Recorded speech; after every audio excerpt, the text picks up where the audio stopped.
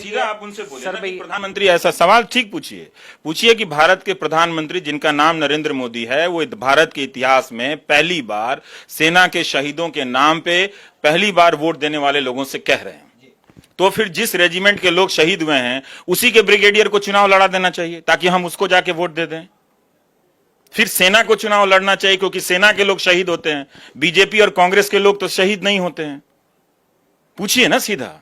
अब वो ठीक है कि वो चुनाव जीत जाते हैं, तो चुनाव जीत जाने से सवाल थोड़ी खत्म हो जाएंगे, हम थोड़ी जाके लड़, लेकिन सवाल तो है ना कि भारत के प्रधानमंत्री शहीदों के नाम पे वोट क्यों मांग रहे हैं? क्या वो शहीदों का सम्मान खैरात के लिए कर रहे थे कि इसके बदले में वोट लूंगा?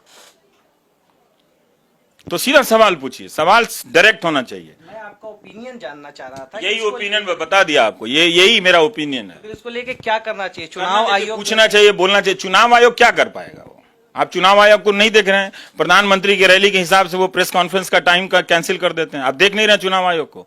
सुप्रीम कोर्ट को फिर कुछ अपने तरीके से सुप्रीम कोर्ट क्या करेगा चुनाव आयोग के ऊपर? वो चुनाव आयोग का तो बॉस है नहीं सुप्रीम कोर्ट, वो तो एक स्वतंत्र संस्था है, वो रोक लेगा।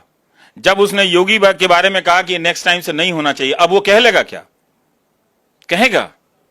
और फिर प्रधानमंत्री अपनी तरफ से क्यों नहीं चुनाव आयोग का आदर कर रहे हैं? जब वो उदाहरण पेश नहीं करेंगे तो ये योगी हो चाहे कोई दूसरा, किसी मुजफ्फरपुर का कोई उम्मीदवार हो या कोई कहीं का नीमच का कोई उम्मीदवार हो या कहीं बांसवाड़ा का उम्मीदवार हो, उससे हम उम्मीद करें।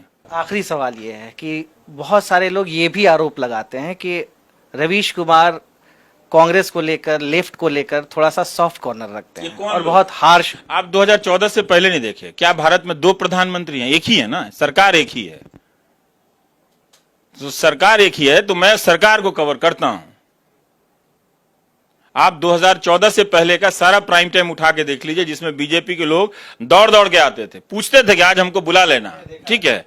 तो लोग क्या कहते हैं नहीं कहते हैं, और स्टूडेंट की बात करना, गरीब स्टूडेंट की बात करना, कम्युनिस्ट हो जाना है। ये ड्रामा चल रहा है इस देश में कि कोई सवाल बात कर रहा है गरीब लोगों का तो कम्युनिस्ट हो गया। तो आप क्यों नहीं कर रहे हो बात?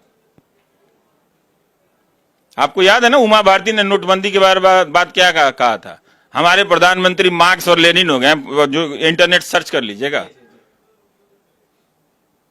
तो ये सब ड्रामा सब चलता रहता है। 99.999% मीडिया गुलाम हो गया, गोदी मीडिया हो गया। दिन भर प्रधानमंत्री मोदी और उनकी पार्टी का एक तरह से चमचागिरी करता रहता है, बकवास करता रहता है। वहां सवाल पूछिए।